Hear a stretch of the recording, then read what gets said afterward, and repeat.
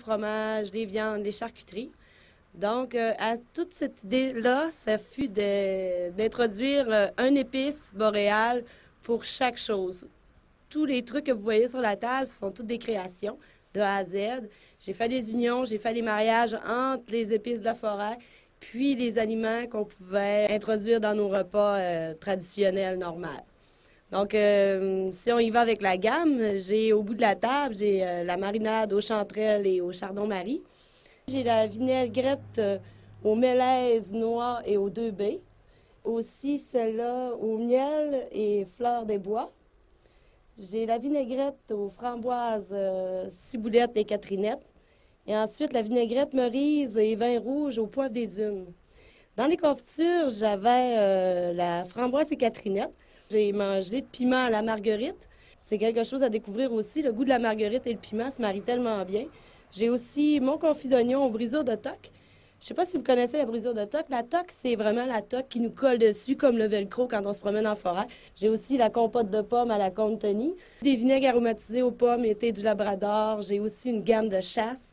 J'espère que les gens vont vouloir découvrir ces épices-là, car c'est quand même quelque chose de gros de pouvoir vivre la naissance, pas la découverte d'une épice, d'un sol, qui existe depuis toujours, mais qu'on n'a jamais exploité vraiment, puis qu'on n'a jamais non plus goûté ni eu envie de l'introduire dans nos plats, dans nos mets.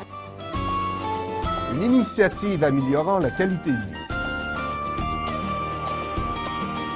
Au niveau du conseil, quand on avait un petit problème, on avait un problème un peu avec les jeunes, il n'y avait plus de lieu de rassemblement. On se rappelle dans notre jeune temps qu'on allait au petit restaurant du coin pour avoir un Pepsi, manger un chip, et puis qu'on étirait tout le long de la soirée pour jaser. Maintenant, ça n'existe plus, cette sorte de restaurant-là.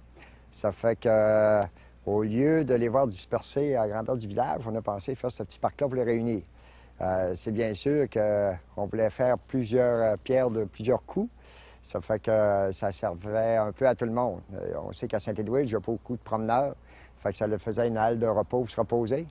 La même chose pour les cyclistes qui viennent de Robertval, pour les visiteurs aussi. Là, il n'y avait pas de lieu là, pour dire s'asseoir dans la municipalité pour justement juste jaser puis savoir ce que la parenté avait fait. C'était le lieu de rassemblement. Après ça, pour les personnes âgées aussi, on sait eux autres aussi, c'est des amateurs de marche. Fait qu'avec les différents bancs qu'on a installés un peu partout, puis le casiobo, s'il fait soleil, ça leur faisait une place là, tranquille pour pouvoir se reposer puis reprendre le souffle. Nous autres, on a profité d'un programme de la ruralité pour effectuer ces travaux-là. On a une fleuriste qui est attitrée au parc. Comme vous pouvez voir, il y a beaucoup de fleurs, il y a beaucoup de... C'est un mini-parc, mais c'est un parc qui sert à tout le monde. Là, de plus en plus, comme là, au mois de septembre, la population revient des chalets, revient des bleuets. Ça fait que là, à partir de septembre, c'est un lieu qui est de plus en plus occupé. Et puis, on espère que plus ça va aller, ça va prendre un peu de... enlever un peu la mathématique des données, puis ça va se personnaliser avec le temps. On peut voir ici, on a déjà une œuvre de M. Léon Bouchard qu'on a pris directement de son musée Le Petit Bonheur. C'est le titre de la structure, c'est l'accomplissement. Lui, il pourrait vous l'expliquer exactement qu'est-ce que ça veut dire. Mais on a voulu en même temps faire un rappel du musée du Petit Bonheur. Les gens en voyant ça, bien, on espère que ça va susciter la curiosité et puis l'intérêt. Et puis, tout le monde en a entendu parler, mais des fois, on arrive d'un endroit et on ne connaît pas les sites touristiques à aller voir. Et puis là, on a pensé en installant ça que ça ferait penser aux gens pour aller visiter ce site-là. Toutes les fleurs, c'est des fleurs qu'on espère qui vont se régénérer d'année en année. On a essayé de mettre des arbres qui poussent dans le coin. Pas rien de compliqué, mais au moins qui nécessite le minimum de soins. Le petit sentier, ben, c'est juste pour se promener tranquillement en regardant les fleurs. C'est un peu ça l'ensemble de notre petit parc municipal. Est-ce que j'ai besoin d'en dire plus? Portrait d'une personne impliquée. En fait, je pense que je m'implique dans le milieu, je vois ça comme une opportunité.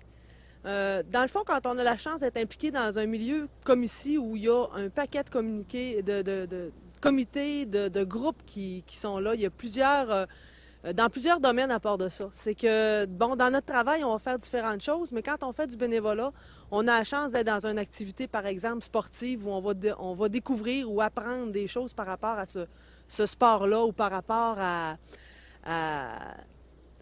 ça peut être le sport. Après ça, ça peut être aussi... moi, j'ai été impliquée, par exemple, dans le Festi-Neige où on organisait une fête pour des familles. Donc, ça nous donnait l'opportunité d'organiser quelque chose que tous les gens du secteur avaient le loisir d'y participer. Et c'est des familles, dans le fond, à qui on donnait un petit moment de bonheur. Je vais prendre l'homme fort, je vais prendre le multiconcessionnaire, l'équipe de hockey.